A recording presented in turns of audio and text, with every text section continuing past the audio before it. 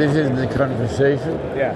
So it shows you all of the conversation that's happened already. And same thing with voice. If you got a voice call, it would give you... we'll transcribe it and display it just like this. Yeah, if you have Agent Assist set up, you would be able to pull in the information from the conversation that happened with the bot.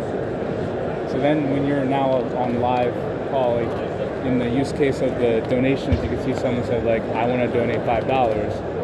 You're like, all right, they're only going to donate $5. I need to go try to get off this call as quick as possible. But you cannot handle multiple of them running at the same time? Chats? You can handle multiple chats. I'm not, because this is the purpose of the AI is when they hit you all at the same time, it doesn't give you busy signal, it talks to you.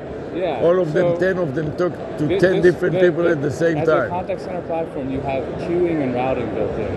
Okay. So that if you have 3 people working the phones, but you have 30 people calling in, you can prioritize who gets to those 3 people first, and the other people will wait until someone's available. They won't get a busy signal. Or they'll talk to a bot, or however you have it set up. So the way that it works in the call center, they were trying, for example, I'm a business professor, so they were trying to focus in on alumni of the business school, as opposed to if you are a medical professor, they would try to focus on doctors that graduated from the medical school. So maybe they were your students even. I have a lot, being there 45 years, you can imagine that I had a lot of students that graduated, became businessmen, and we still maintain some relationship. So in other words, the point I'm telling you, that when I call those 10 people and I leave them a message, when they call back, they don't want just to talk to anybody. You want to talk to someone specific? No, not only specific, but me, because some of them have been my students, and they like to talk to me because some of them I haven't seen them for 30 years, and all of a sudden he's the CEO of some big company, and I didn't even know about it. And he changed a lot, and I'm the same professor and the same... So we do have outbound dialer, which I talked to you about earlier. Let me see if I remember how to configure it. I believe there is a way for our campaign here. And the time that I was there, we had you're too young, you probably you don't know what is a round dialer like that you dial. Huh? I know rotary. Rotary. We used to have rotary phones. It was about 30, you're not 30 years old yet, are you? I'm older than 30. Oh, really? So you look younger. Thanks.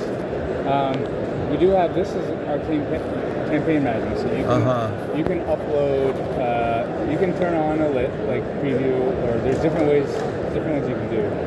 And you can upload a list that you then have managed through a outbound dialing campaign. And I don't remember off the top of my head, but I believe you can set it up so there's a specific callback number that's provided.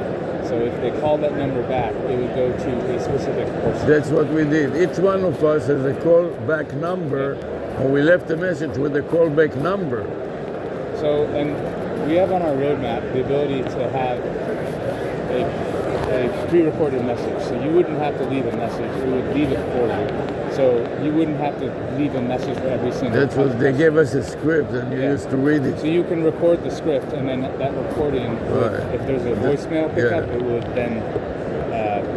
That was about 40 years ago. I've been there more than 45 years, and the first 5 years I was an assistant professor, so they required the law professors to go and donate a few hours in the call center. Yeah, I mean, that's kind of what we have, and then there's our integration with Insights. Over here is like, we have all these. So if this were a number, a Twilio number that was calling a chatbot, can I keep this Twilio number and integrate it somehow into the scheme of your things here? Yes, you could keep that Twilio number.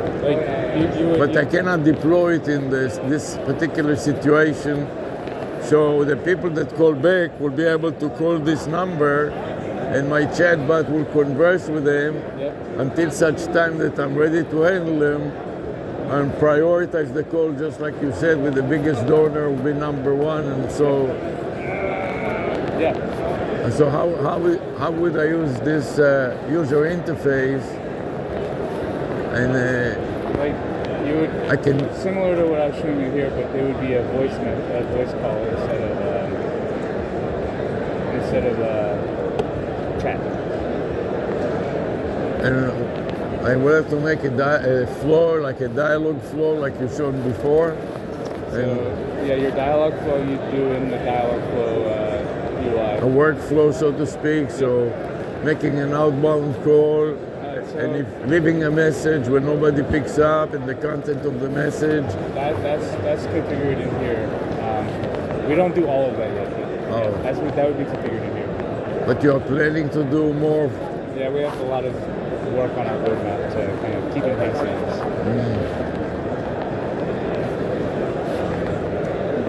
Yeah. The challenge with Google is, as far as I'm concerned, it's very unpredictable.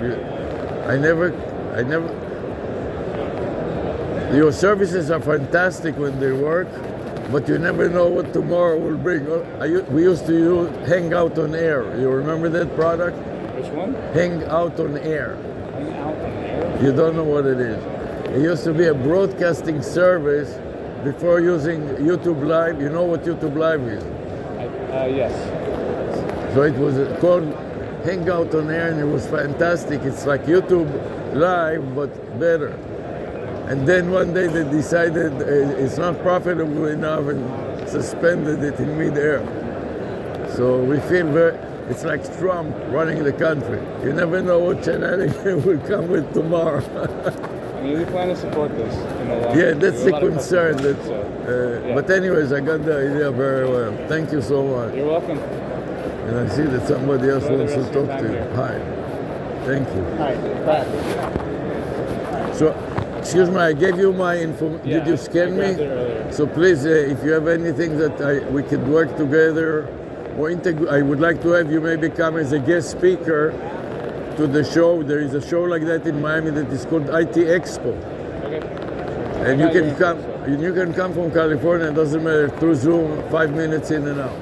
Thank you. Yeah. Bye. Can you please come help us and hold our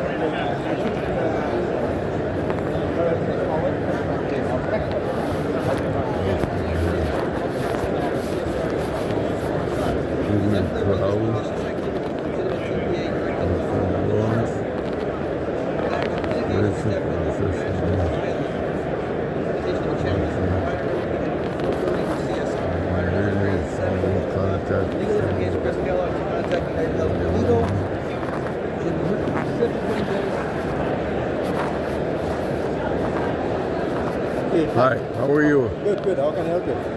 Tell me what Okay. the Chrome OS, Chrome I understand that is like an operating system for Android. Yes, it's a competition to Windows and Mac OS. So it's an And endpoint. it can work inside Windows as a virtual machine, or how can I use it in Windows? So yeah, well, we have something called Chromos Flex. If you have a old Windows device, you can convert that into a Chromos device as well. Like if I have a Windows 11 machine, Yes, yeah. Yeah, So Windows what- 11 old machine. So or Windows 10 Enterprise and Windows 11 Enterprise.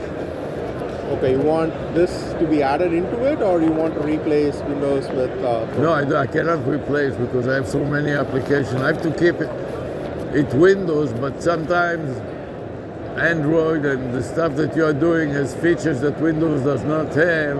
So I'd like to run it within Windows, like in a virtual machine. Okay. So virtual machine, we are working on it, so it's going to be coming later. But what you can do is Right now it is just an app within Windows. I run Android. No, that's No? a Chrome browser. No, this is an operating system. It's a total replacement for Windows. So you I can, understand. Yeah. So what you can do is you can go to online and you can take a Chromos Flex, look for it, And it you would be like a dual boot, and no, it's from USB. You can directly boot it and then you can play with it and see. so how it will run on my USB. Yes, on your USB. Yeah. So I have to have a fast USB Yes, with yeah. a Yeah. Thunderbolt or something fast connection, and No, you don't need it. I think 4 gigs or 8 gigs of USB. It is small, but you want it to be responsive. Yeah. Okay. And It depends on your RAM and this and that, right? So it's I going have to. 64 gig of RAM and a terabyte of a hard drive, or 2 terabyte hard drive. I think that should be good. Yeah, I think. So then I will run it. I will install it on the. No, you don't need to install. Just load it from your USB and then do it. If you install it, it's going to replace your Windows. So don't install it. Yeah. So I want to run it as an app, Yeah. but run it off of an external USB. Yes. Yeah. I see. And otherwise, I can reinstall it to get rid of Windows and then run it Yes, on yeah. the main hard drive. Yes. Yeah. In hard drive, we can use that. So yeah, we support Chrome OS Flex, and the basic thing what we are showcasing here is how easy you can manage the devices. So with Windows, you need to have Active Directory, Azure, and Intune, and so many other things. Here, everything is cloud-based, and we have AI for inbuilt into it. So you can ask what policy. We also have almost 1,000 policies. So we don't expect anyone to know all these 1,000 policies. You can ask AI questions about how I can block social media on my for my employees, or how can I set home page. So it's supposed to be more user-friendly than Windows? Yes, yeah, it's more user-friendly, and you don't need to be an admin to manage these devices. That's our proposition. It's Yeah. easy to- And that is, with Windows, it's such a huge hassle with these Yes, yeah. admins, you know. And the thing is, all our updates happen in the background, so you don't need to go and schedule anything for updates, and it doesn't take like Windows almost 5 to 7 minutes to boot up your device. It boots up within a minute. So The problem with us is the university standardized on Windows, and when they issue machines, we are not the administrator. okay. And they screw up with the machine and eliminate a lot of the functionality, and they claim for security. They don't let you just run any USB Okay. and hassle you all the time. I hate it, but that's the way they are. Okay. And they used to have a third-party security company, so Microsoft convinced them that they are better, and they sold them some bill of goods that a lot of these dummies don't even understand what they bought, but they promised them that they will enable the IT group to control everybody and jump permanence, you know. Okay. And So they, yeah, we don't need antivirus on Chrome OS because it's a closed operating system. It's not like open like that. So any only web-based applications will run on it, and each one runs it a separate container. So each one has its own process. So even if one gets corrupted, it doesn't do it. So and the IT cannot restrict the end users, and as soon as this starts trying to run, they wouldn't let you run, and they will say you need a permission from the administrator. yeah. And then for people that are teaching computer science and other things like that, they give them permission for 5 minutes. They will restrict it, and then every 5 minutes it hangs up. Oh man. Okay. And you have to get permission again, and they authenticate you with the double authentication. Nice. And because okay. such a hassle that people say, okay, I'm not going to bother. That's the hassle is more pain. Here you can set it up you can split it into groups as well, and you can give your teachers a separate privilege, your students a separate privilege, and you can do multiple things there. For example, you know Google Voice? Yes, yeah. So you know Google Voice can have a drive for each email address of the Google Voice, right? Yes, yeah. But what they did is they restricted it for users. They don't let them do that. Okay. So when I want to make Google Drive, I can start it, but then the Windows stops it and says you are not the administrator. So they gave me a special code to emulate an administrator for 5 minutes. So every time, let's say that I have 2 or 3 Gmail addresses, and I want to make 3 virtual drives for each of the email address, so it syncs with the cloud. Okay. Because what I'm doing now, I log into the email address and then start messing with upload and download. And I don't want to do it if I can sync. I would like to have 3 Google Drives and put them in the Google Drive and then let it sync with the cloud. Okay. I cannot do that because I'm not an administrator. So every time I want to do it, I have to run the software that they gave me to become an administrator for a few minutes, and it's not long enough to prepare the Google Drive, so it stops you in the middle, and you have to re-authenticate. A huge pain in the ass. Okay. Yeah. So for that reason, I did one Google Drive, and then I said, that's it. It's easier to upload to the cloud. Okay, Click got it. upload folder. I made the folder. I put everything in the folder, upload folder. It tells me 60 files uploaded and done, and I don't make a second Google Drive because of the hassle. Microsoft wants to make it so painful Yes. that it will exceed the benefits. Yeah, true. You know what I mean? Yeah. So I'm afraid that they will, if I tried it, they will do something like that too. Yep. And make the false claim that this is a security problem. Okay, got it. Whatever they don't know is a security problem, and then they get rid of the users and don't bother me. And, you know. So that is a challenge. Okay. But I got the idea. Sure. You want to talk to our education? We at Chromos is one of the top leaders in education. Yeah. You have somebody in education. Right now we don't have it here, but I can ask he's them not to there. connect to you and talk to you. Yeah, and this is another problem with Google. It's very hard to find. One hand doesn't know what the other hand is doing. Yeah, that's true. We are a very big team, so Very big team and very siloed. Yeah. You know, if I ask you about Google Voice, you know it as a user. Yeah, but I don't know what is happening in the back end, what they do. That's right. I ask you, for example, about Notebook LM. Have you heard about it? Yeah. I use Notebook LLM to. So tell me, what is the join function in Notebook LM? Do you understand the join? Join. J. If you don't understand what I'm saying, my accent, tell me. I'll break it down. Okay. JOIN. Join. Join. Okay. What is the join function in Notebook LM? No idea of that. Do you understand? Yes. You even I've fail- used Notebook LLM, but I'm not sure. you didn't use it extensively. Yeah, you that's use just the basic function. Yes, that's correct. Yeah. And that's people that have a huge in-depth knowledge. In your case, in this area, Yes. you have almost zero knowledge in other things. Yes. Yeah. True. And it is a very challenging, because if I ask you, give me somebody here from Google Voice, you say, I don't know, I have to call them, and Yeah. Google Voice. Yeah. or give me Google Education, they're not here. Yes. Yeah. I'll take your name, and maybe 2 years later, No, I'll put them. Make sure they'll come to you. and then finally they assign to me some guy that calls me every 3 months. He was supposed to find something about Google Education, for example, and he cannot find the right person. And he is a partner, I don't know what he is, and it doesn't matter, but they gave him a Google email, and he sits there and he calls people like myself. He does no in-depth anything besides taking messages, and says that he will get back to me. And then he calls me back 2 weeks, 3 weeks later, telling me, I tried, but I couldn't find anybody, so I'll keep trying.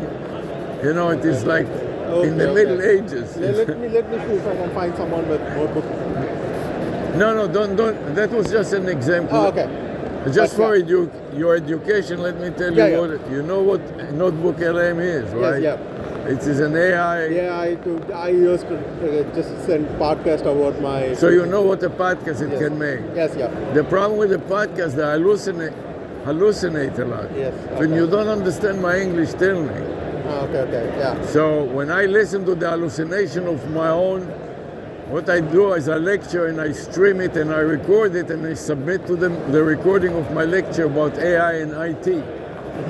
So they take 50 videos, for example, for an entire semester, and they make a podcast. In the process of doing it, they say a lot of nonsense or hallucinate. Okay. Good. What the joint function is to listen to the playback of the podcast, and as soon as they start hallucinating, I click the join button and I correct them on the fly. Oh, okay. And they say, oh, my bad. And then they repeat what I explained, and they add my correction to the podcast. So the podcast is not so much off anymore, Oh, okay. and it doesn't sound so like a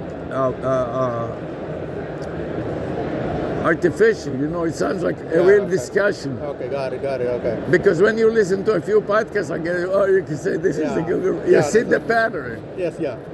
But when you have an expert like myself that corrects him, and then first of all, they admit the error, and more importantly, they summarize what they have learned, and they say, oh, this is really like, just you said, oh, this is the drawing. Okay, got it. And they give you the false impression that they learned something, which boosts up the trust of the user tremendously. Yeah, we have some name model called thinking now. They are coming up with it. So what it does is it's going to think before it answers. So similar to how a human does. So that is. But can they involve a real human in the process like that? And a third party that listens to that can hear, wow, this is an expert that really, and it sounds like the two, a male and a female in the podcast, plus all of a sudden my voice with my accent joins it, and so they can see this is not the canned AI script, this is a real person, a real expert in a domain that makes it obvious that this person knows a lot and is sharing his knowledge with the audience, you know. So that makes the podcast so much better than the just canned AI stuff. That after you listen to 10 of them, you already can tell, oh, this is not good. Right. So my point to you, besides educating you, is to show you the challenge for an end user that comes to people that are huge experts in one silo, but you're not zero in LM. You have a little knowledge, but some of them don't even know what it is. Okay. And they say, yeah, we heard about it. Then I ask them, what is it? And they don't know to tell anything. Because we have an internal newsletter coming up, so they tell what is coming up in Google. So it's like sex, you know, sex from a book and sex from experience. True. It's no substitute, you know what I mean? True. Anyway. I'll ask someone definitely to talk to you about from Google Education. So yeah, because what we wanted to do is we use a lot of software, but I don't use Google as Google Classroom. And you see this, look there, they have success with Google, and they show the surveillance camera on the video there. If you stand there and watch it, we have surveillance cameras in the classroom that can host students inside the camera. The camera has a web server inside the camera and so on. And I wanted to use the Google Classroom, but the problem is they want only to only if the university subscribe to that, they will use it. So since our university subscribes to other LMS, it is called Learning Management System, even people like myself that think that Google is so great from some other application want to try it out, there's no way for me to try it out. And then I wanted to talk to an administrator and tell me, give me a trial period, I can unleash some classes on it and see, and then come to the administrators. From what I read, like you said, but this is from reading.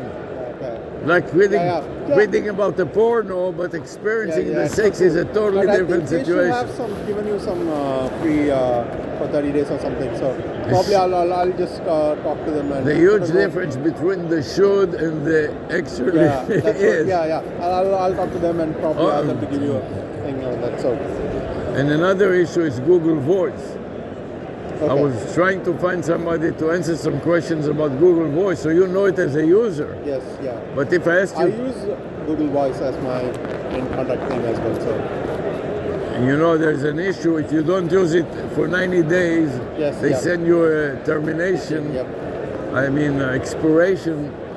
Because the numbers are very hard. I understand it, but at the same time, sometimes I use it and they discard it. Because when I call a bot, it's not the same as when I call a human. So I called 800 ChatGPT, which is ChatGPT. So ChatGPT has a caller, what is called the caller AI, that you can dial, and Okay. to comply with the requirement to make an outbound call every 90 days so they don't expire my number. Okay. So I have a small kid. He's 4 years old. So I have a Google Voice number for him as well. Right. So what I do is every 15, every month or 2 months. You make an once, outbound call. outbound call or a text message from my phone. to Right, that, in so case that- he forgot to so use that- it, yeah. so they wouldn't shut the Shut number it down. Yes, exactly. So another thing I wanted to do is I wanted to automate it. Why? Your kid, one, is not a big deal, but when you have a class of 100 students, Yes, yeah, true. and to start, and they forget, some of them, even though they're in college, they have the mentality of a 4-year-old. Yes. So you have to Yeah. deal with Okay. it, and I was trying to find somebody in Google Voice to automate it with an agent. Yes, There's yeah. nobody to talk to, and when I talk to people that develop agents here, they say our agent has nothing to do whatsoever with Google Voice. For example, the gentleman next to you there, over there, he has the call center operation, which is all Yeah. phone calling and so on, and I asked him about Google Voice. He says, I know Google Voice as a user, but this is totally different. We don't even use Google Voice. We use Twilio, and we use Okay, got it. half a dozen other providers, nothing whatsoever to do with Google Voice. So he is like you. He says, I use it a little bit, but Yeah. the back end, I have no idea what it is. Yeah, true. Okay, let me put this. So if you can put a note, I wanted to find, and this, by the way, this gentleman that was calling me in the past year, he's supposed to be in charge of education. So this is why they assigned me, okay. and I was asking him about Google Voice. Another thing is the Google Workplace.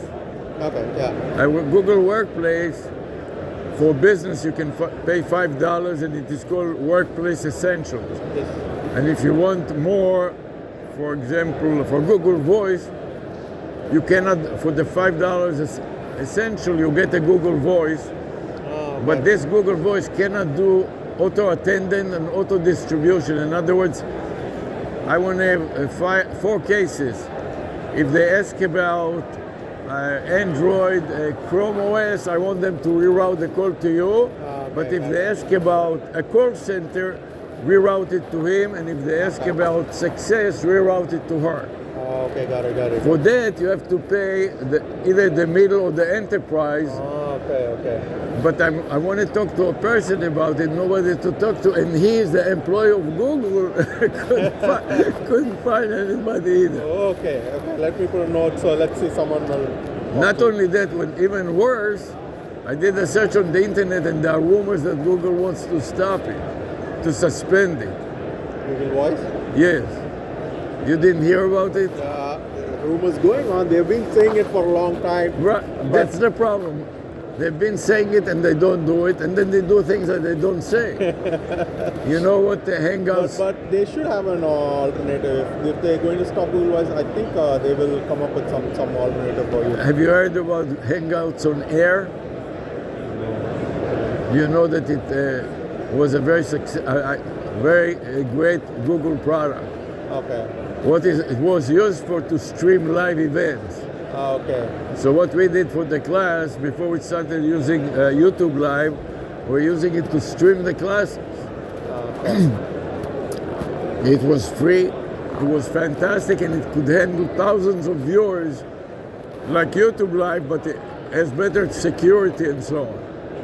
Okay. You see, and this is many employees, you don't know what your own company's product because it is so siloed. So, yeah, it's been you have a big team with so many people and so many And then departments. they put up a message to the press that they're going to stop it, and within a couple of months they stopped it and discontinued it.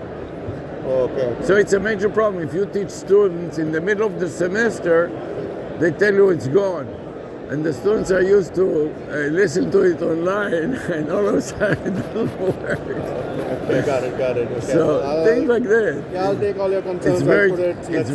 it's very challenging, you know. Yeah, okay. Yeah, true. And so I'm afraid anything that I want to do for real, and especially work with a business that their livelihood depends on it, I cannot screw around with things like that all of a sudden I think Google. the one thing with Google is if you are a paid customer for something, I don't think they will stop it immediately. They'll give you an ample time of things before they ask you to move something. But I don't have the confidence that you are right. And businessmen don't have the confidence, and this is why they are saying, yeah, I'll take it for free, doesn't matter, I'll forget about it, they will discard it, I don't care. Okay. But if my livelihood depends on it, it's a totally different situation. True. And this is one of the reasons that the university went with Microsoft. They said Microsoft Office from maybe 10, 15 years ago is the same, more or less, with some changes, but very little changes, so the stability and the predictability is extremely high. And with Google, it's exactly the opposite. You never know which is good in a way because they're so innovative. Yes. Like Notebook LM is fantastic. And nobody, absolutely nobody can beat Google in innovation and stuff like that. True. Yeah. But the price That's what we try so many things, and which one is working for us, that's what we concentrate more on. But Google as an organization is not so sharing. They just want, okay, 2 weeks, we give you 2 weeks to take all your stuff. Hangouts and Air will be gone in 2 weeks and 2 months from now. No discussion, no nothing in public. And there is a rumor like that, and then they say yes. Okay.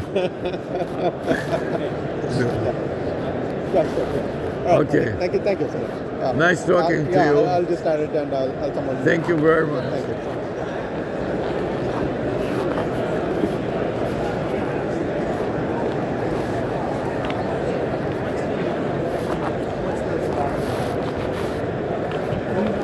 Are you with Google?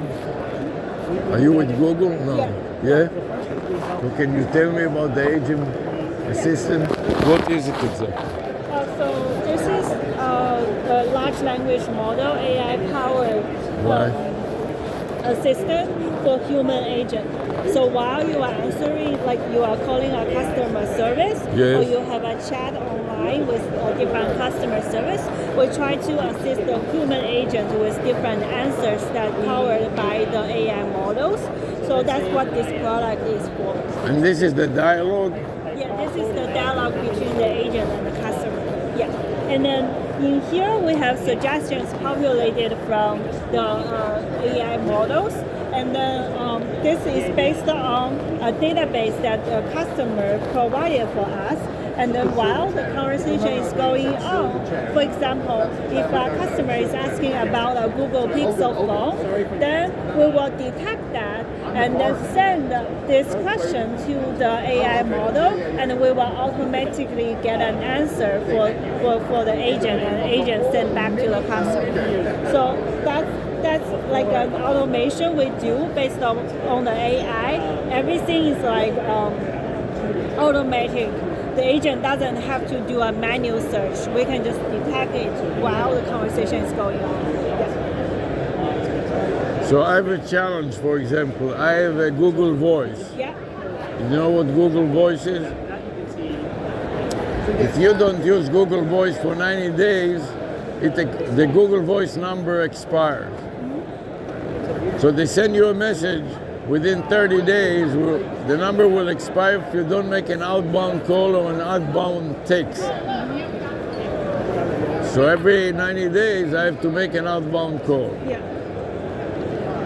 I want to automate it. I want to put in an agent that every 90 days will make an outbound call, so I won't have to get the email or every 60 days.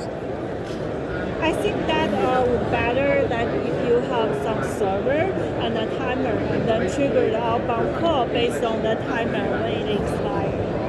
It's not some task that the agent. No, it's not so simple because I have to log in to the Gmail account. Do you understand?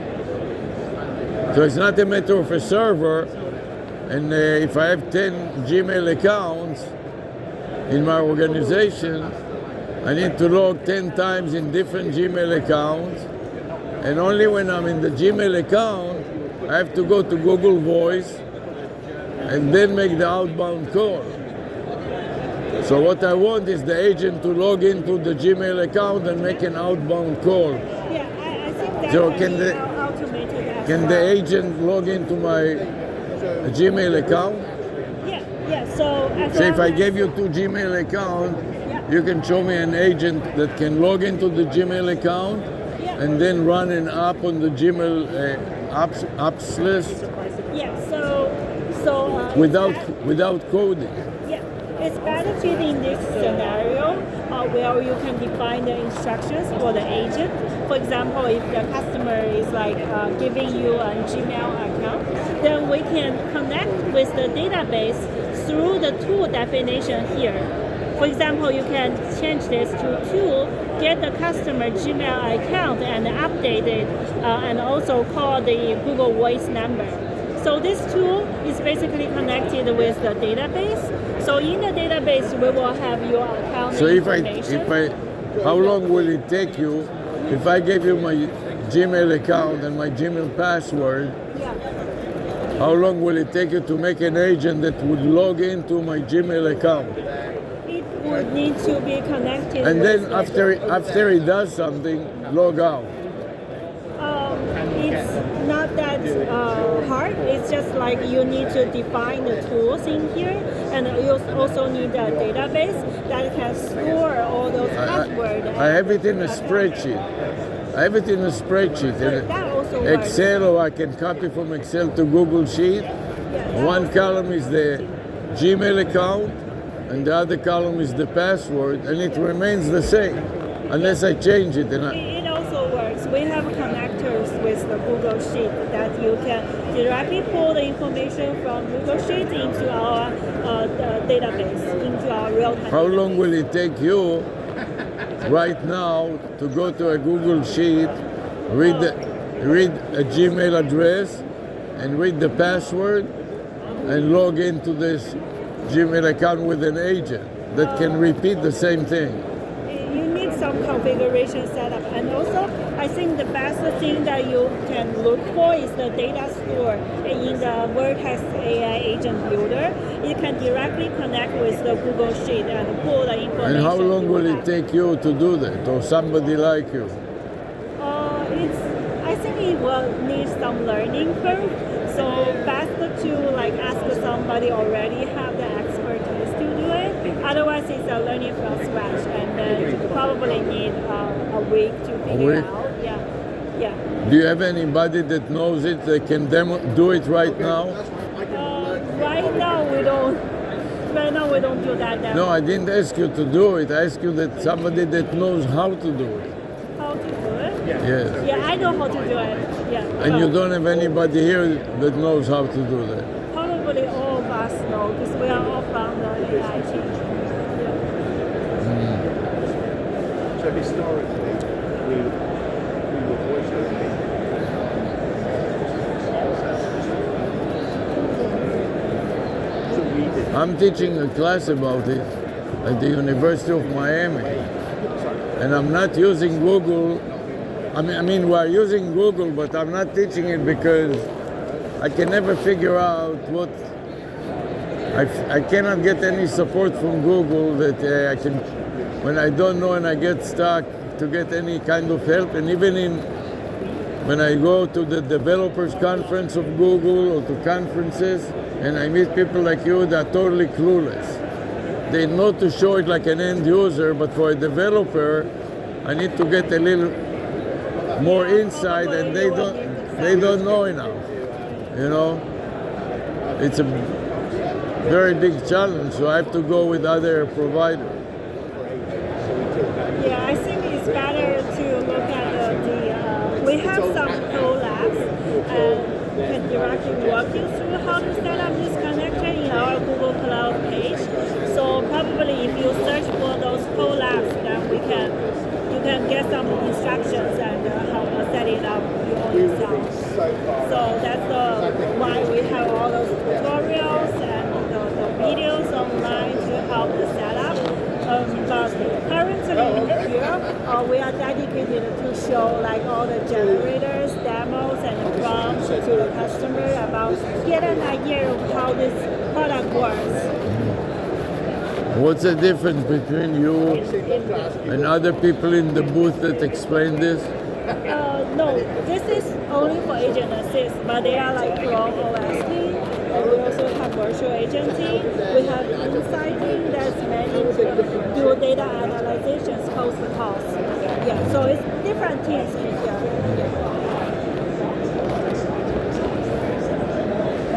Okay, let me walk around. Thank you very much.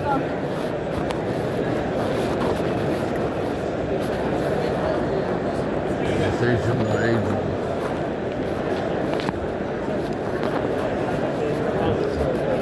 Do you excuse me, do you have anybody in conversational that can demonstrate the other side of I this? can go to that side. Yeah. Give me 1 second. Yeah, you take your time. I'm waiting. I'm not going anywhere. Thank What you. I'll do is, let me scan your badge so I can record the activity on your wallet.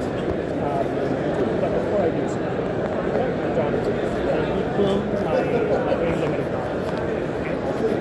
Which means that he's going to come to you with deeper level questions. Okay? So we talked about conversational agents. I forget what questions we had. So kind of we'll ask them, yeah, all good, all good. Then we were just chatting about agent assist. And conversations are, do we have RSA so that if a customer threatens the train, do we proactively feed the agent with suggestions as to how to handle it? How do we know when we do agent coaching that the agent is following the coaching? Following? Yeah, so if I tell the agent, you should probably get somebody's phone number. How do I know the agent followed through with that advice? Oh, that matrix, I don't think we provide that matrix as well. But I think you can set up your own like servers to maybe like get the click rate of right now. Let's take for example, if an agent click on this, that means they are following the instructions. Okay. So I think maybe you can set up. Yeah, but that's all you know that is that they've clicked on it. You don't know they've read it. They click and they send back the. Oh, you mean for voice? Voice, yeah. Voice. So I just want to make sure Take the your translation- time. Yeah, Everything mostly is the same for all. I'm interested in that too, so I wanted to figure out what it is. Article via chat. Because this is really related to the conversational, This is usually step 2 after step 1 over there. the other side of the same coin, so to speak. Read it. Assume they would still click on it so they could see it. So I think this is. And this is a really hot topic, and I'm a professor at the university, so we're teaching a course about it. But that we're not, even though you have the best product, we're not using it because of all kinds of reasons. So I wanted to see, maybe I misunderstood something. So what university are you from? Are you from University of Miami. Miami? Yes, Hurricanes? yes. So what? I'm a cane myself. Really? You Yeah, are class a of graduate? 2010. Wow. 2010. Yes, That computer is- engineering. Really? I'm in the business school. Yeah? But we could teach some courses about programming and So let me do this. Let me. it's so good to see somebody No, actually I'm got, happy. I'm happy. got the job actually. So I looked for the people. Actually, you look familiar. I didn't say it before, but you look familiar. Do I? Maybe I you saw thought- me with less gray hairs when I was on campus. Yeah, I think you were a little darker and a little longer hair. I mean, a little not so deep. What do you? Yeah, a little. So let me go ahead and scan him. Just to Yeah, make sure yeah. I You get it, take and your then time. I'm waiting. Well, it's Or if you want, we can pay attention. knowledge. I'm listening to him also, but we have something that is very unique and building on conversational AI that we are doing at the university. Well, that's one of the questions I have. Yeah. So let's get the first one for you. So we have here the generator definition. So for example, if an agent follows the instructions, Before we do anything, done? Just to make sure what we get you in there. And let me tell you just what it is, so you'll have an idea. I will. I just want to make Okay, sure I fine, can scan that's him fine. and then we Go can, you and I ahead. can Please, speak. go ahead. Allow me to be very rude first. I just want to make sure that Yeah, no, somebody all follows good, it. all good. Thank you very much. And I think you're in better hands than me, so I'll go ahead and Thanks help very somebody much. else. My pleasure. So what we are doing, look, this is, can you read this here? Give me 1 second. I will take Okay. these notes. Yeah, take your notes and take your time. This is very challenging to stand here and get hammered all day long. And people have completely different ideas. And you have to understand it quickly and take notes and so on. It'd be good to record it with an AI that will do this for you. Which is basically what we are doing. Okay, so qualification in, beautiful. So now I can give you my undivided attention. Okay, so let me tell you what we are What you doing. want, yes. You know about ChatGPT, right? I know about ChatGPT. What do you think will happen if you dialed with your phone right now 800 ChatGPT? If I dial 800 Right ChatGPT, now, you took your phone and you dialed 800 ChatGPT. I will What get will the happen? ChatGPT IVR that they've set up. It's not IVR. It's an AI. And IVR, even though it sounds similar, it is totally different. Okay. And IVR is interactive voice response, and it is targeted to reroute your call. Okay. In contrast with that, an AI can do IVR, but IVR cannot do AI. In other Correct. words, if you call a ChatGPT and you ask him what astronomy, and IVR will tell you, I don't know anything about it, and please ask me another question. Correct. But ChatGPT will try to answer beyond the limited scope. So there are two types. There are programmable, which is IVR, and there's unprogrammable, which is the AI that can handle any question that you can come up. Sometimes it will tell you, I don't know. But it's not just like programming a tree and the IVR goes down the tree. But that's what we are doing is we make a phone number so that it is called IVR caller, which means that you can call the IVR and it will respond. So this is called inbound calls to the AI, and it can make outbound calls. Okay. So I can call ChatGPT and tell him, here are 3 different phone numbers, call these phone numbers and leave a message that I want him to call me. Okay. And we are teaching our students in the class to do that. Okay. The only difference is that we don't want to pay the money. 800 exchange costs money. In other words, if you have an 800 phone number, anybody that calls you, you have to pay for the call. Correct. And it is free to them. Correct.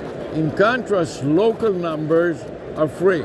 Correct. So when you want to make a call, you're not in Miami anymore, right?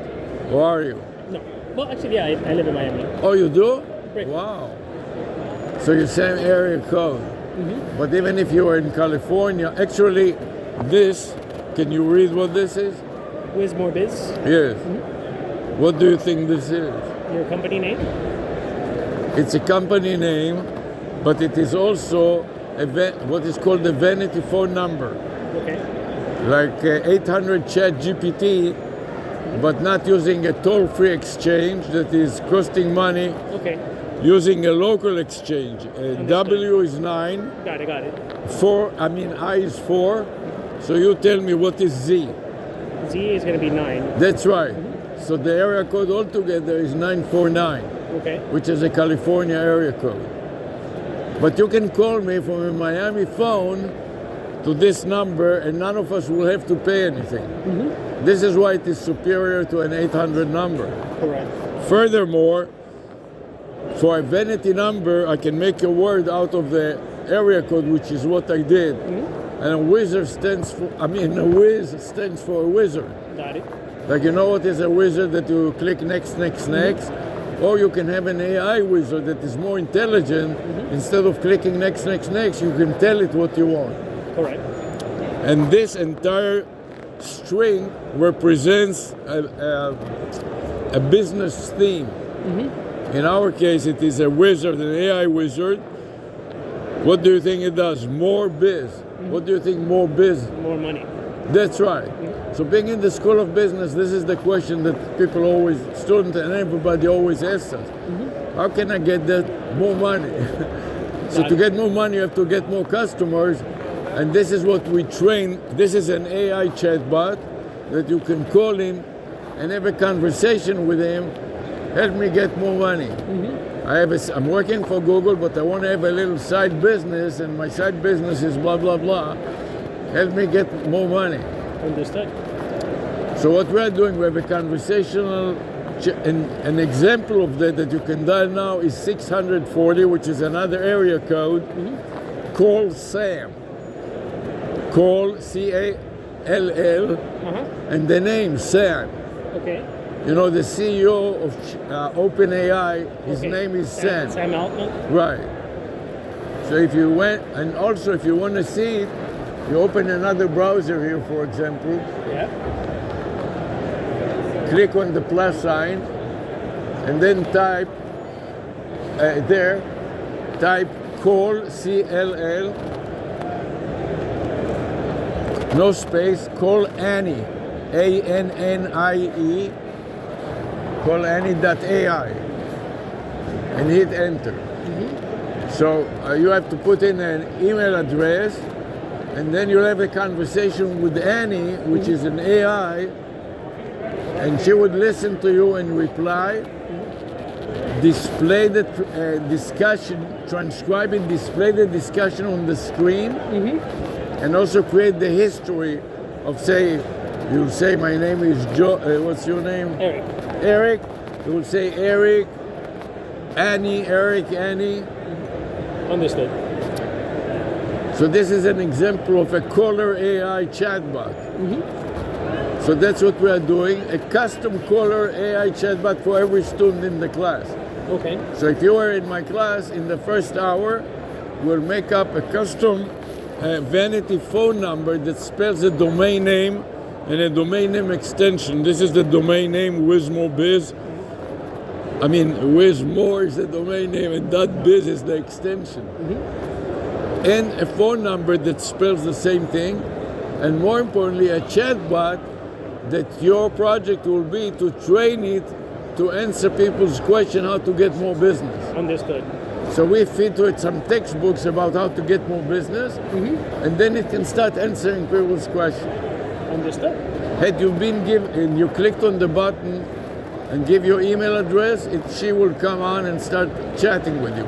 Understood. And that's what we are doing, except that we are customizing it for a special business. In this case, a business that helps businesses get more business. Understood. You got? I got So it. what we want, and your AI agent is better than Annie. So we would like to use a better engine, but it's very hard to. You need to have a programmable phone number with web hooks. You know what web hooks are? Yeah. So it is all built into the phone number. So the students make a website like this, WizMoreBiz, and have a chatbot have a button that when you click on it will make the call to somebody like Kolani, and you can start from the website, talk to Kolani. Understood. So this is what we are doing, and I would like to be able to do the same thing that we are doing now with several startups. One of them is called VAPI, Voice API. Okay. And API, these are real-time API, not any API, that can handle phone calls and voice back and forth and discussion. Okay. And right now, your AI is not a real-time API. So I cannot hook it to a phone number the way that I do now with ChatGPT.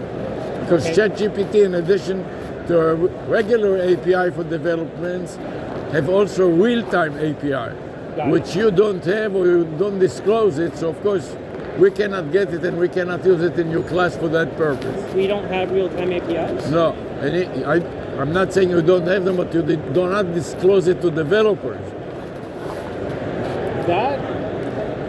And you understand the difference between real-time API and regular API? Yeah, synchronous. We want synchronous calls and responses, yeah? Hallelujah. But we have it. Well, you can have a lot of stuff, but if you don't share it with me, I cannot get a hold of it and I cannot use it in the class for a demo. I would like to do a demo using you because I'm familiar with your search engine. It is much better, and your AI, because I use it a lot, but I cannot connect the phone number to it like I showed you with Kolani. And by the way, Kolani, right now we did the web interface. Okay. Another interface will be just from your phone. You will dial the area code 640, call Sam. It used to be Sam, and then it was a copyright infringement, so they changed it to Annie. Got it. But the phone number is still Sam. Okay. But that's what we want to do. But once you dial a number to hook it to your AI instead of the current ChatGPT that we are using. Got it. So I think the demo is broken, which is what I'm trying to fix. Let me figure it out. And to be able to teach it to the students. I think it's this one. Also, what the students do, they get Google Voice. You know what Google Voice is, right? Yes, a phone number. Right. And they want to connect it, but it doesn't have web hooks, and it's not programmable.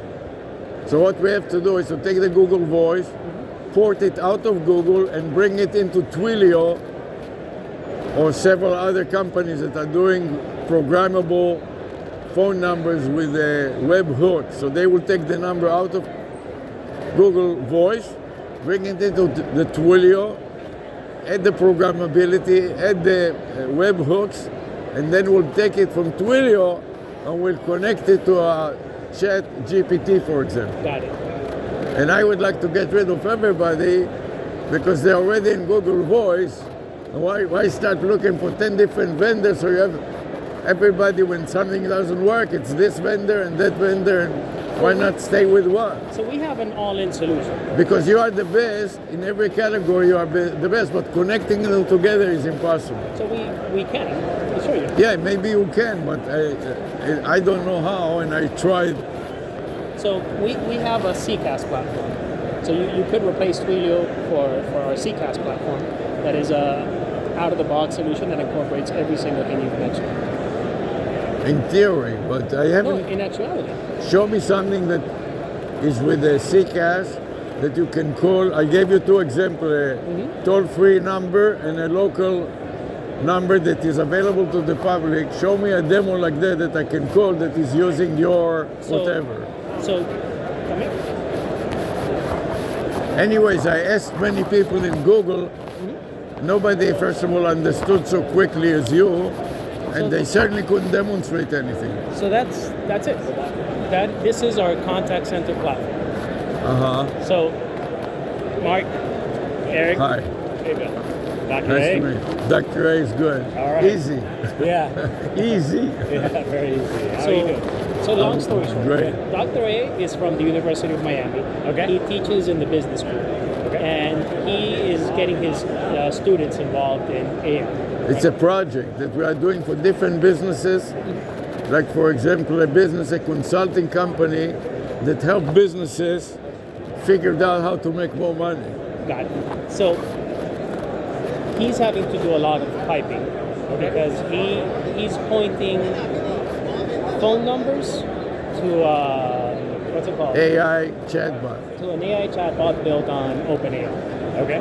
But in order to get numbers, he has to pipe stuff to Twilio, get people out of Google Voice. It's a mess. Because right now what the students do, they get a Google Voice for free, Yeah. but the Google Voice doesn't have webhooks and it doesn't have programmability, so they port it out of Google, port it into Twilio, and Twilio adds the webhooks and then they cannot use your AI chatbot because they don't know the real-time API which ChatGPT provides to everybody, a developer kit for free.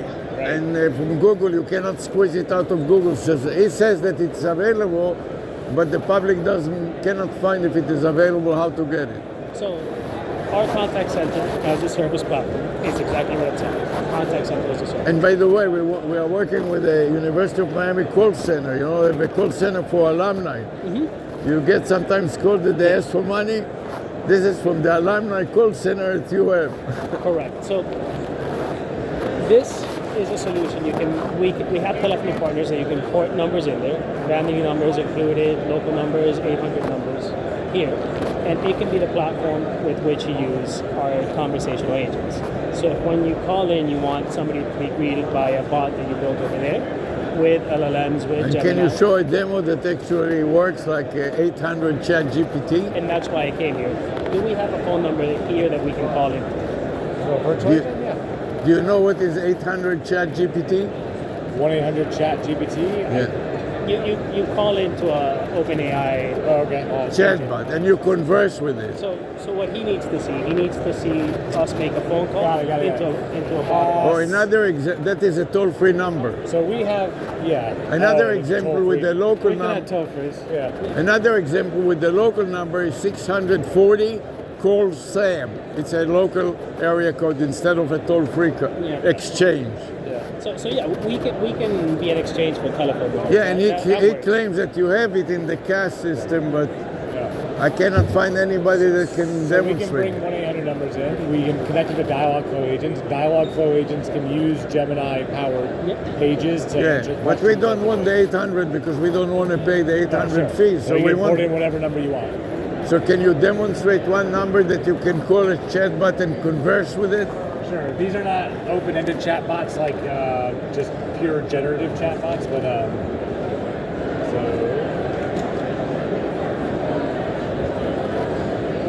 Okay, so we have this number ported in as a global Okay. phone number. So let's make you can make an outbound call from a Google Voice or any other way, Yeah, you can make outbound calls from here too. right? And you can call this number.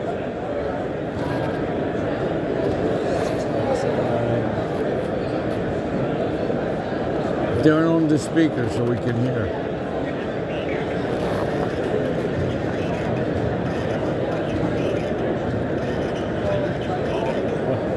What's the same press filter? Yeah, raise the volume a little. Yeah, So it's so as high much as it goes, noise. unfortunately, yeah. There's so much noise here. I'm going to check the run I number. cannot couldn't even- make any sense. She said it says something, but I couldn't. Right, he has it set up to basically say, do you want to go to a virtual agent or a human agent? Because we set the demo so we could just showcase either one. I'm not hearing what the number is saying. I couldn't hear Yeah, you anything.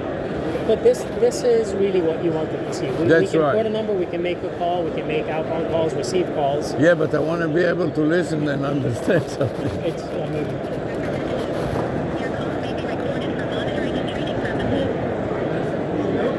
Okay, can you talk? Help me understand what you are doing and speak slowly and out loud, please.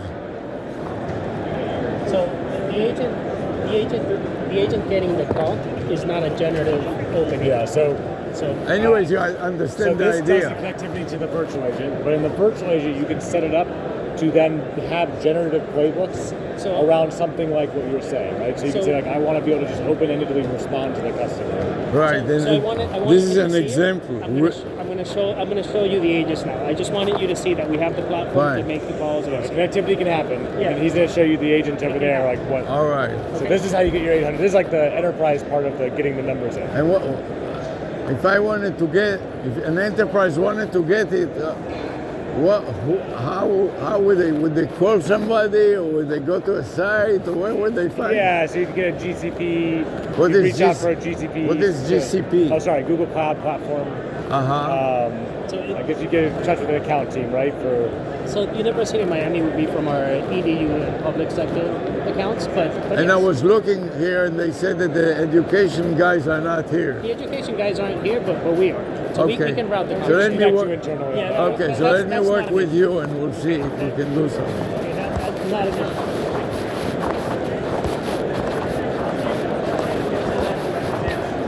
You saw that we can. Yeah. I saw it. Right. This is how you write the agents. Natural language, you just explain what the goal is, how it should act, and this is it. This works. Okay? It's And by the way, this is how it works with. This is what we're using right now in the class. It's called VAPI AI, okay. which stands for Voice API, which you know what API is, Application program interface. and AI, you know what it is. And they have a dialog box just like that, and you write what the AI will do. In this case, he will advise. Where is it? He will advise businesses how to make more money.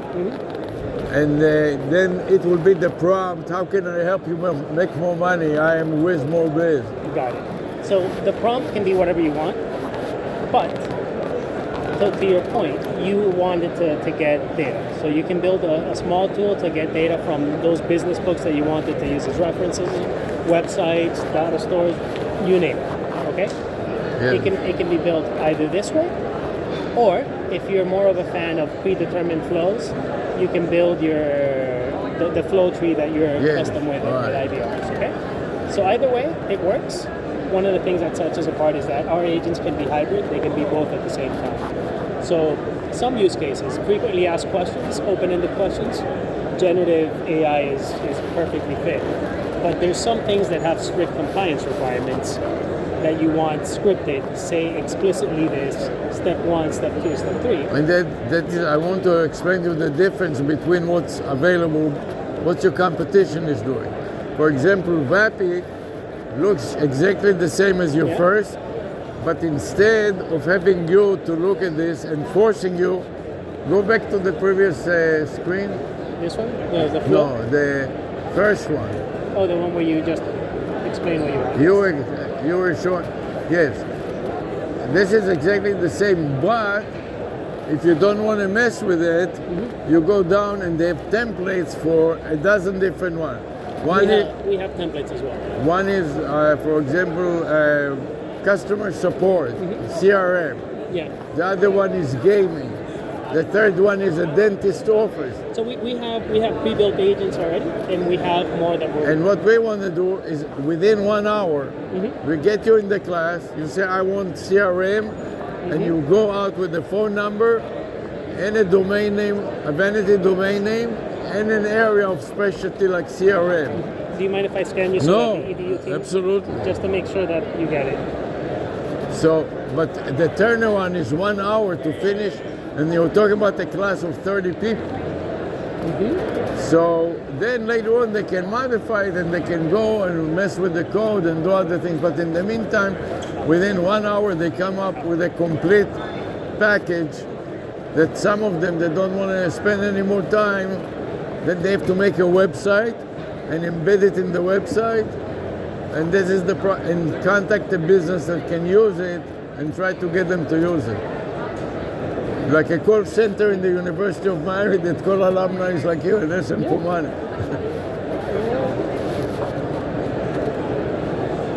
So I'm taking notes so that we get you in touch with the public sector EDU team, the one that you were told is in here. And the challenge is also that the students have to find businesses or organizations, not necessarily businesses. Like the call center at UM is not a business. And UM is not a business either, it's a non-profit organization. But some of them, their family has a business, or they are interested in a dental office, their parents have a dental office, and they want to do a chat job that will schedule patients of a dentist for appointments, so they have a calendar. So scheduling is right up our playbook. So those are templates that they click on it, and it's all pre-programmed, and then they can modify it later. Perfect. So and then they have to present it to the class and to the business. In that case, a dentist, and the dentist is a guest speaker to the class, and then the dentist is invited to the final presentation of the project. Perfect. So I have your contact info. I took the notes. I qualified it. So somebody from the public sector EDU team will reach out to you. The point that I was making to you, that many times it is a business, like a dental office is not a public sector. No, I'm fully aware. It starts with the public sector, and the companies give it for free. VAPI, I'm fully aware. Yes. VAPI is giving them 1,000 tokens for free. We have free tokens as well for and free. Wix is the internet service provider and a website hosting company. They give them free hosting for a year. So we do the same. Free domain name for a year, but after the year, if you are the dentist, the students tell you, and I tell you now, the project is over.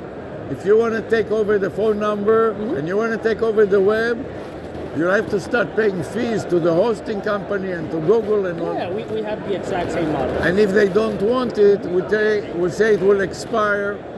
If you want it, we will help you making sure that you get it and you own it. And even we will work with the developers and consultants to help you, but I'm not going to go there to the dental office and program it as a professor. Got it.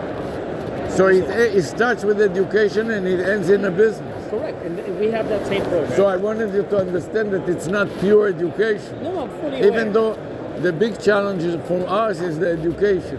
No, it's how it starts. The person in charge of University of Miami is the first point of contact. He or she will call you. Yeah, and I had contacted already different people, and they assigned me somebody for workspace. You have something that is called the workplace. Yes, this is in it. This is Google Cloud. It'll be a I different know, person. but the Google Cloud is in the workspace is in Google Cloud. No. That's what they told us. I don't know.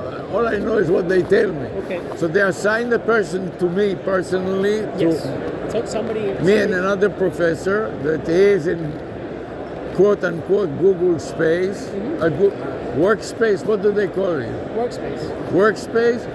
And he said that he will have somebody contact us. And that is already lasted about a year. And every 6 months he calls me to tell me that he's still searching. Okay. I do have to apologize. Yeah, I It's- can see that you are Yeah. waiting for something. Yeah, I do have an appointment I have All to right. run, but it was a Nice pleasure meeting you and stay well. I'm glad to see an alumni that actually works. Got it. Thank you. Take care.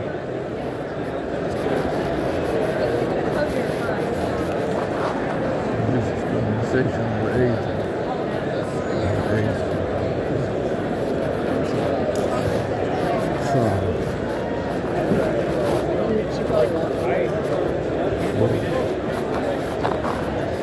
Zero exceptional customer experience.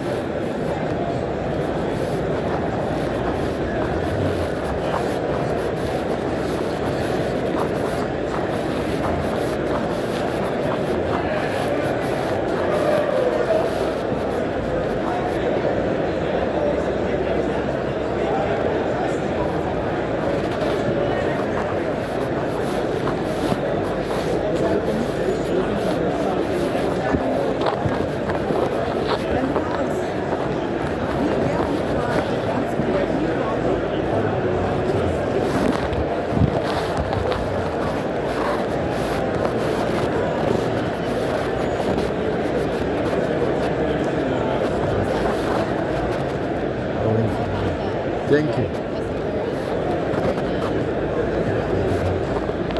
Thank you.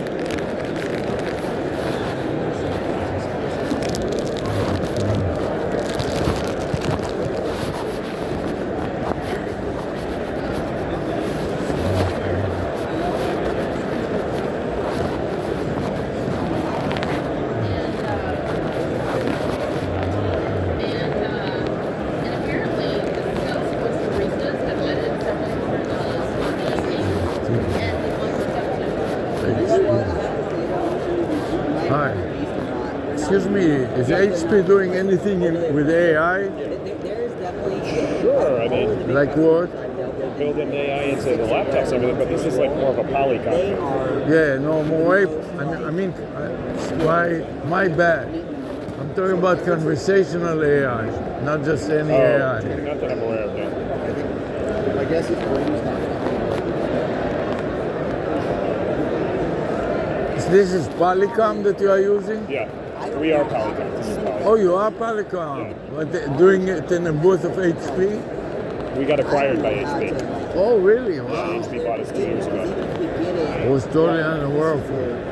We have a few Polycom watches in the closet that, Yeah.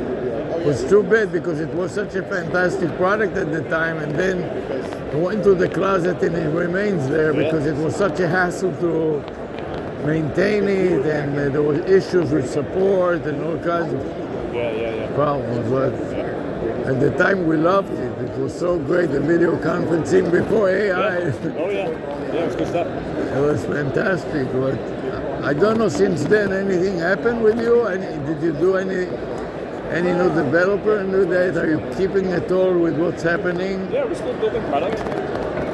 But it doesn't have any AI component in it. No. Just the traditional video conference, Yeah.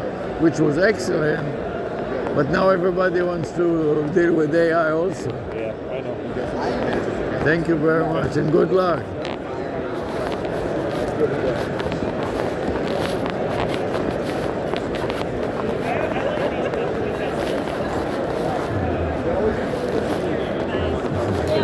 Thank you. I literally have like an entire. This is great. What is this thing? It's an AirTag holder. It holds an AirTag. Was there anything good? Here, for your phone? So it's like an AirTag. It tracks where you're getting. You'll put it on your like whatever your Bandwidth backpack, has, like, and it built tracks dragon. wherever your backpack goes. But it doesn't have the insert. You need the insert. Oh, and you buy an insert for that? Yep. You just get an On AirTag. Amazon or something? AirTag, AIRTAG. Yep. Wow, thank you so much.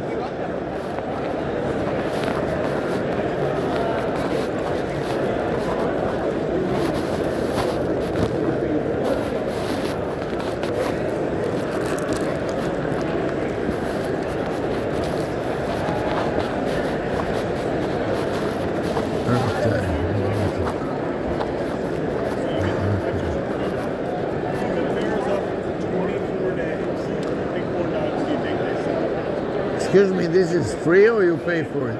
It's free? Yes. Wow.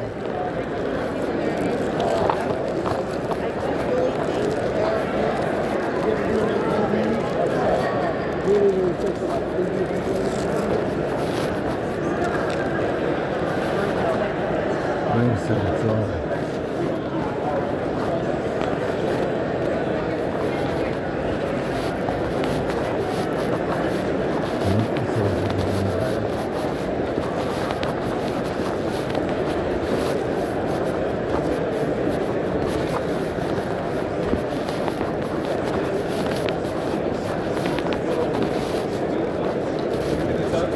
If you're going to talk to me like that, then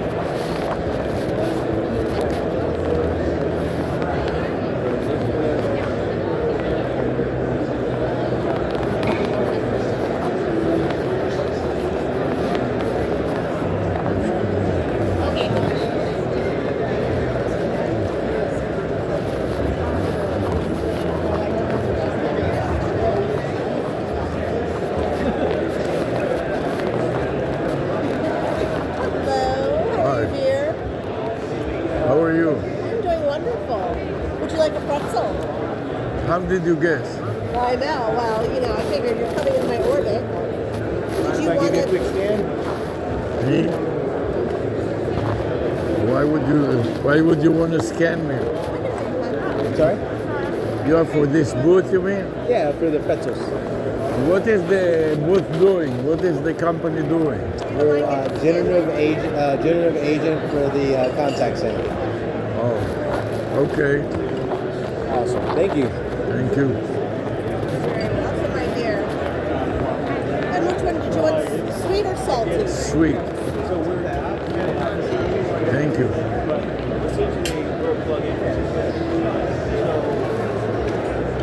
There you are, dear. Thank you. Napkins right down here. Thank you. You know it goes great with a glass of wine. It's a pretzel. Just do a pretzel. Do you want cheese? No, just a pretzel. Thank you. You're so welcome. Did you want the cheese? Yeah, end up with yellow all over my shirt. Can you do the cheese sauce, please? Yeah.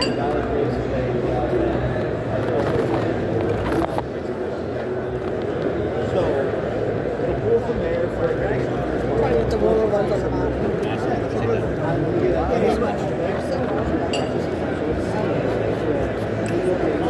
Apparently they're good.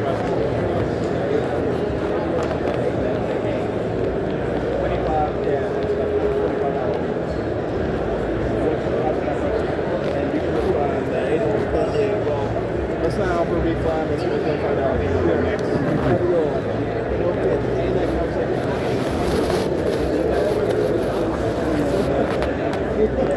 You're right. Yeah.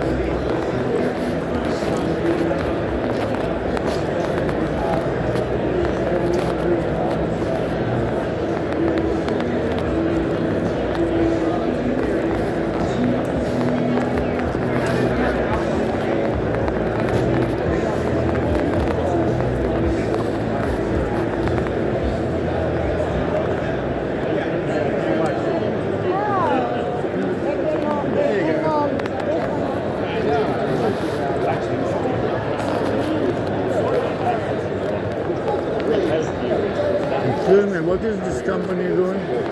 Do you know? We test conversational IVRs globally. Conversational RVR, Yeah. Where are you from? no AI, Yeah. no AI, just IVR. Yeah. Talking to that guy, right? So it's kind of, I haven't done that.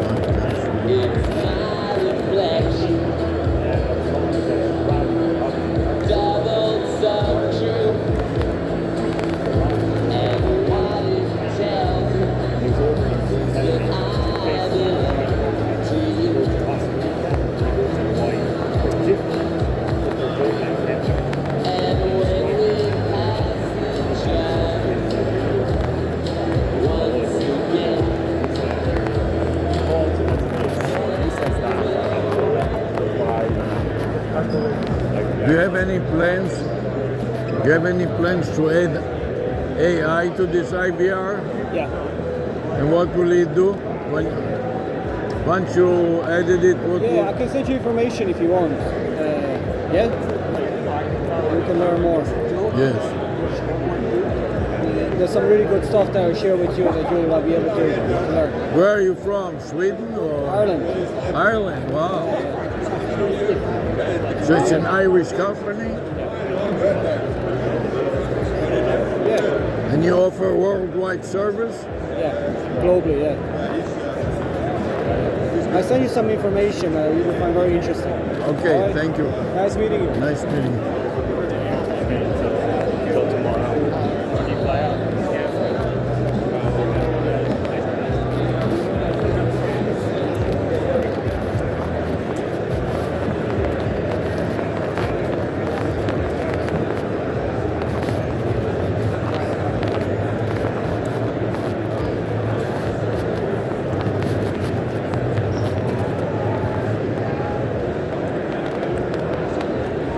Doing well, thank you. Appreciate it. Excuse me. How you doing? All right, how are you? Good. Do you have anybody that can demonstrate your conversational AI? Yeah.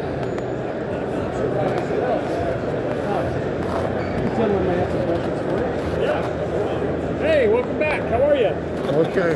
Welcome back. You already talked. How goes it? Can anybody demonstrate the conversational AI? Conversational AI? Yeah, I think we could probably have Josh demo it for you. Yeah. Hey, he wants to look at conversational AI.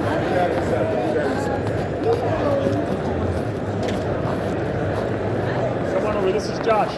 Nice to meet you, Josh. Nice to meet you. So what are you looking, About what do you want to see about conversational AI? I want to see if you can call it and whether it can respond to phone calls. Yeah. Like 800 Chat GPT. Yeah. So Do you know what is Chat GPT? Yes. What will happen, do you think, if you took your phone right now and you dialed 800 Chat GPT? Possibly, I don't know. And I'm quizzing you to see if you understand what we want. So you basically are looking for the ability to just have an open-ended conversation backed by your info so that it can answer questions in a generative manner, but on the phone. That's right. To supplement this, so in other words, if you could right now ChatGPT, what do you think will happen? All right, it'll ask me to say something to it, and then when I say something to it, No, it it will respond. ask you, I'm ChatGPT, how can I help you? Yeah. And you can tell him, I have a call center and I want to enable the people that call me to the call center to ask questions about my call center, and I want you to answer on my behalf, and I will upload to you documents that describe specifically what we are about, and I want you to ingest it and tell people about the campaigns that we are doing from the call center, for example. Yeah. Yeah, and we do something similar as well. So what we do for our bots is, so our bots utilize, in this flow, are utilized within a specific action. So we have an entire bot system that's built off of the ability to create generative responses as well as normal, just ask a question, give an answer kind of thing. And what we're doing is, as we speak to it, we're transcribing what the person says and then passing that to the bot. So that the bot doesn't technically have to be built to support voice, and it will still enable voice support. So I can call. Can you demonstrate calling a bot? Yeah, I have to and get the the phone reply number that to the call bot it. My coworker had given it to me before. and turn your volume of your phone Yes. to max so that it's so loud, noisier that you cannot hear anything. So I can hear something of what the bot is saying. Yes.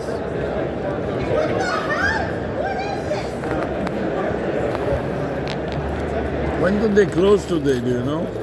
45 minutes. Wow, So, 5 o'clock. yeah. Wow, it's almost there. I know. Cannot believe it.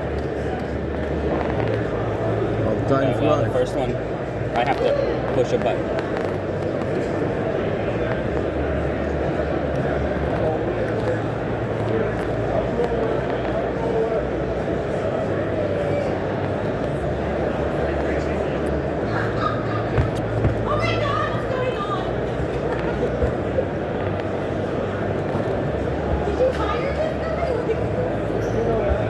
Did you dial already? You can ask me things like, what is my balance?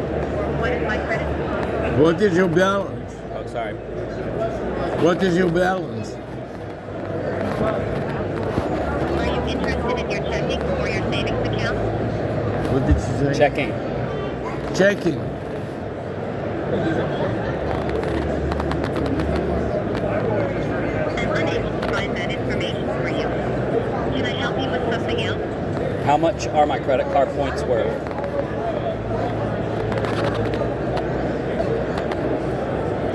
Something's not working. It's hard to hear in here. Can I assist you with anything else? So, hold on. Yeah, but I have anyways, the you same got the bot. idea. I just wanted to make Yeah. sure. The only difference that we are doing to people to help them memorize it, we're using a vanity phone number like this, WizMoBiz, WizMoBiz. or ChatGPT, or Call Sam. Yeah. So one of the things, so we've got the bot on, that same bot that was on that number is here. On a On digital? Yeah. website interface, Yeah, I 'cause mean like- browser interface. Yeah. So if you Yeah. remember, like I asked it, I said that no matter what the bot does, whether it's voice or digital, we're turning it into text. So that means I can have the same bot that works on both. So it says, hey, this is what it said to me when I picked up the phone. That bot that I told you about, 800 ChatGPT, works on both also. Yeah. And so the idea is like I can ask here. So what I had asked before is like, how much are my credit card points worth? So that's what I'd asked before. And so what it does is it goes and looks at the And you, knowledge and you can articles. turn the microphone and talk to it also. Yeah. And so let's Right. try. How much are my credit card points worth? Hold on. There's something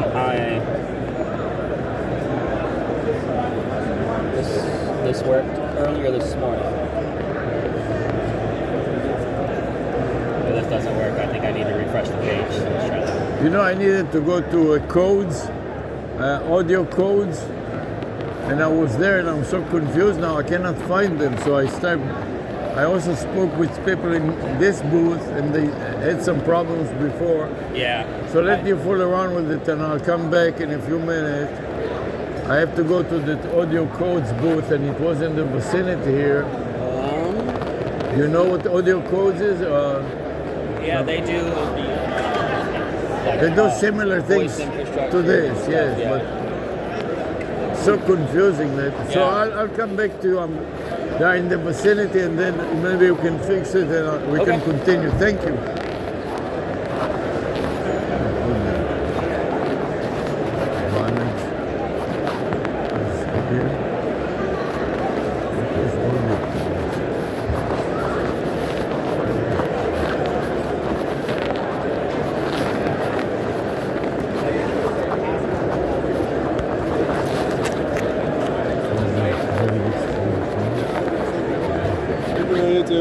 Thank you. Thank you.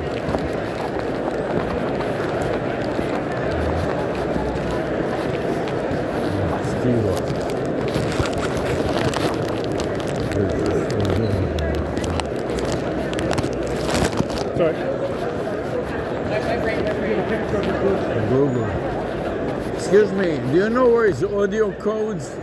Audio codes at the booth somewhere around here, and I got lost and I cannot find it now. Yes. You don't know where it is, audio codes. Sorry. Thank you.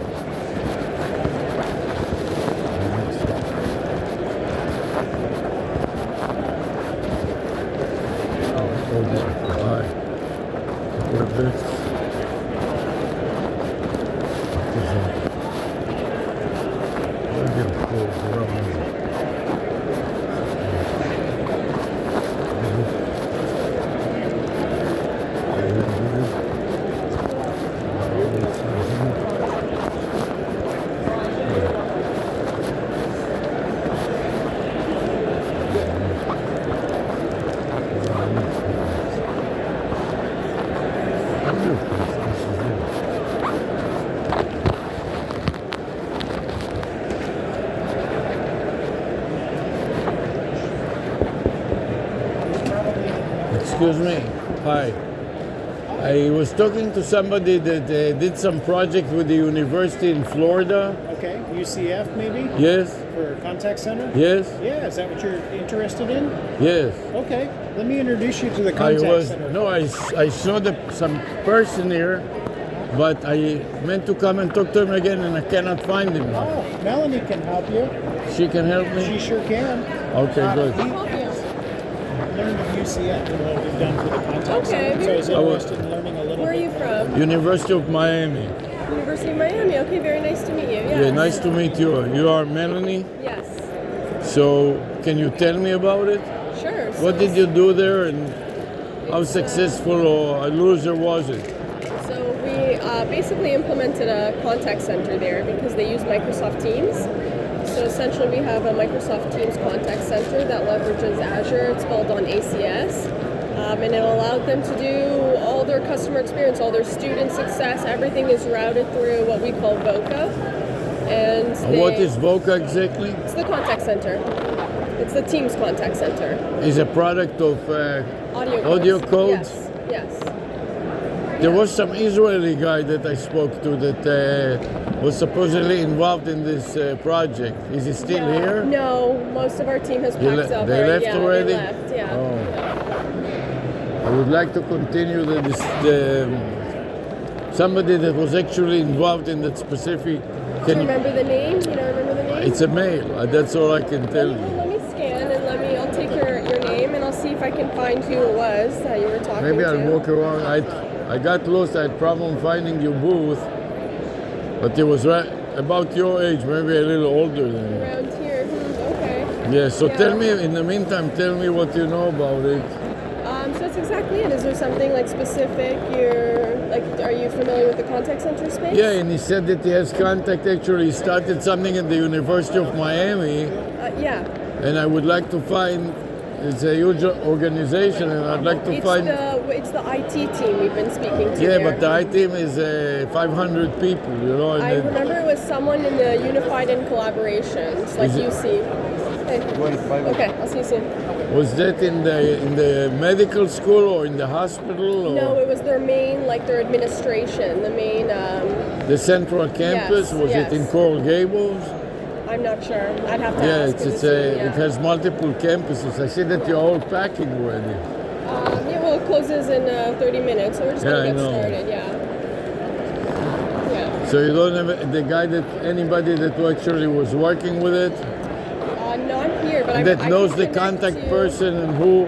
It's because you want to speak to the person at the University of Miami? Yes, right. I'll find it for you. I'll Yeah, take okay. your information. I'll find because we also have the account manager. I'll speak to the account manager, and I'll connect you guys. And you're the only one here in the booth that remains? For VOCA, yeah. Well, for specifically for VOCA. Tell me about the product, maybe. Sure. So essentially, it's a full contact center leveraging Teams. I'm not as technical, so I can't speak to all the technicalities, but we use conversational AI or DTMF, right? So traditionally, how you call a contact center when it says press 1, 2, 3, we have that as the traditional method. Or you have when you can say, I want to speak to John, and then it takes The you to feature John. that we wanted to do is we wanted to call a number. Okay. Do you know what ChatGPT is? Yep. So what do you think will happen if you dialed right now 1-800-CHAT-GPT? Okay, I'm not sure. What would I happen? know. Yeah. Guess. What do you think will happen? Someone would answer, like a fake agent. Not a fake agent, an AI. An AI agent, yeah. An AI ChatGPT Right. will answer and say, I'm ChatGPT, how can I help you? Yes. So we have the same thing for ours. The ChatGPT, we have the integration that it can pull information from there. We don't have anything related to the agents. We build the interface. But can you help me get my phone to call the AI and to have a conversation with the AI? Yes. And for the AI to take messages? Yeah. That is called inbound to the AI. So we do the inbound, we do everything. Typically we work with live agents and then we do the transcription. So what we do is the opposite. We have between the caller, me, and you, the live person, we put an AI in the middle and try to let the AI answer questions first. And when the AI cannot answer questions, then it will bring you to the, not route, but add you to the conversation. So it will become three ways. You, the AI, and it brings like a and subject me. matter expert. That's right. So let's say that I'm asking him a question specifically about your product, which he doesn't know. For example, how about getting a local area code number Yes. that will trigger the AI before the live agent comes on, Right. and then when the AI doesn't know, the AI will listen to you, the expert, will record what you say, Right. add it to the database, Okay. and subsequently when somebody calls and asks the same question, the AI will deploy the knowledge that it learned from you Yes. and won't be So able. it's like skill-based routing. It first takes the information from Except that routing normally means that you will drop the call and it will be another two-way Correct. conversation. So that's the benefit of using it on Teams, because you can pull a Teams user into the call. Just like a team Yes. video conference. Correct. The only thing I don't know, because I'm not as technical, is how would the agent know to pull the virtual agent be able to pull, or the AI agent pull? The AI agent has a list of experts. So Yes. let's say one expert is in voice. Yes. The other expert is in Absolutely. hard, Skills. Based on the skill. in audio boards. Yes. The third one is some other topic. And if I ask about audio boards, it won't use you. Right. I'll ask about programming the audio board. Obviously, it wouldn't be you. They would reroute it to a programmer Right. that is familiar with it. Yes, for sure. So that is how it will know it. It will have a predetermined list of experts in different domains, Yeah. and depending on what the caller asks, it will route it and make a video conference between the AI and the expert and the caller. For sure. So definitely the Teams allows you to bring multiple people in. The only thing is, with the AI agent they're not a Teams user. So it would have to be a regular like IVR that connects it, and then the routing, we would have to ask the technical person how it would route. Yeah. So the routing goes, you put in various numbers for Yes. Based on, each yeah. person, the name and his extension or phone number. Yes. Yeah, it could be based on a keyword they said. It could Yeah, be and based the AI on, will say, wait a minute, I'm going to call, let's say, yeah. Melanie, she's an expert on success or whatever. Right. She's the chief success officer or whatever, and you're asking about the success, Yeah. and Exactly. but he will stay online to learn from you. Mm-hmm. That is the They point. don't even need to stay online, because the calls could be recorded, and the information, you can do transcription and it could be sent to some sort of CRM database. So that's what happened yesterday. I was here and this is a vanity phone number. Oh, okay. So this area code is 949. Okay. W is 9, I is Very 4, cool. and so Okay. on. And the domain name is also Wismo Biz. And this is an AI that helps answers questions about how to make more money for a business, how to Okay. acquire customers. Through the university, or this is Yes. a separate business? No, Oh, it's okay. a project, Oh, very cool. a Okay. class project to help a businessman that is in the consulting to other businesses to help them make more money. Okay. Wanted to have that done for them, and we made a class project, and that is the result. Very cool. And also, if you type it on Google, we reverse engineer those search algorithms, so we Yeah. top the search engine results page, and you go to Google and you type this, and you'll Yeah. see we are number one, and you click on it, and you'll be in the website, and you can read what I just told you, Okay. and you can talk to the AI and ask him, how can I have a business I'm working for, nice, but I have a little side business in cosmetics and beauty. Right. How can I get more business while I'm still working, blah, blah, blah. Okay. And we'll give you suggestions what to do That's to very account. cool. So that's Okay. this is a class project, and we're teaching a class about, that is called AI callers. Okay. That the AI can get inbound calls and also can make outbound calls. Okay. So the business can say, well, the suggestion from the AI, why don't you call beauticians in the area, Right. and I'll help you make a list of beauticians from the yellow pages and whatever, and then I'll call the beauticians and I'll tell them that Melanie has a great new business and she would like to talk to you. Would you like to talk to her? And he says yes, and I will answer some question about the Melanie beauty business, and then I'll bring Melanie in to talk to the prospective Okay, customer to very make a cool. video conference. Right, so they kind of become like just collecting the initial information. And this is outbound. AI okay. caller that Yeah. is making outbound, and the same AI caller can also handle inbound. Right. Okay. So this is what we are looking to integrate it with. For the inbound call. Yeah, like the so contact center, one right. thing at a time. Right. So the inbound calls will be like we have a call center that is a call center for alumni. Right.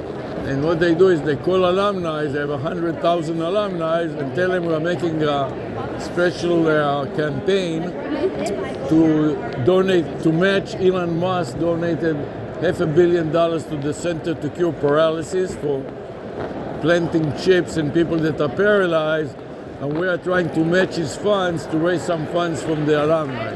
Would you like to donate? Right.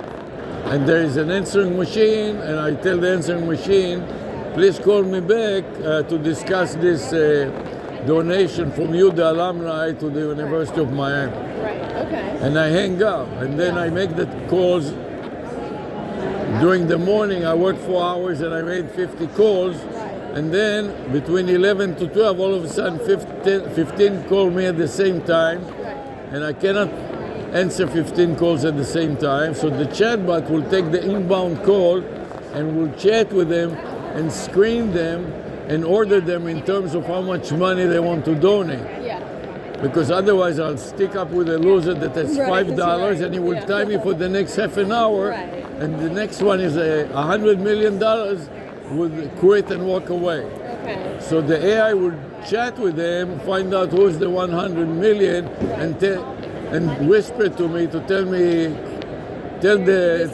little loser that I have another call. Just in a minute, I'll be back with you. Right. Let me just handle the other call, and the AI brings me to the video conference with a donor for 100 million, and the other one can wait a few minutes to make sure it doesn't go away. Right. Okay. Very So- nice. That's a cool idea. So this is an example in context with our call center for alumni. Okay.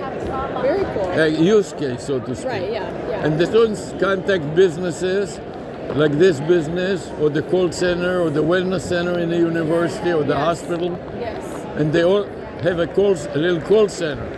Exactly. That's exactly what we did with UCF. So the wellness and also students registration. Many times The biggest one. the problem, or even worse, is students that are already enrolled and start flunking the classes and leave because they thought they came to a country club university, and all of a sudden they start flunking the midterm. Yeah. And if they don't fix it up, they won't be able to continue, and the university wants to retain them. Anyways, go ahead. But anyways, you got the idea. You took my information. Yeah, and I'll connect you to the team, the product team. Connect me to the guy that started talking with you. I think I know, yeah, no problem. That's why I came here, and I came 3 or 4 times. One time he was busy, the other time he wasn't here. Constantly demoing. Yeah, So I was but it's talking the to other product team in people, but Israel, no and he problem. ran time. Ask him to contact me. Sure, yeah, no problem. Thank you. It's Nice meeting you. Bye.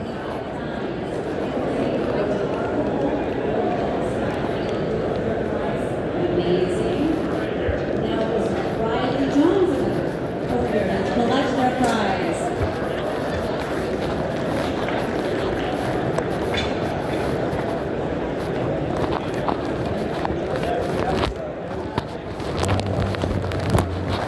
That looks heavy. Can I help you with anything?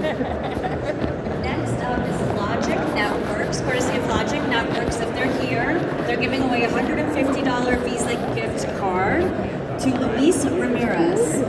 We'll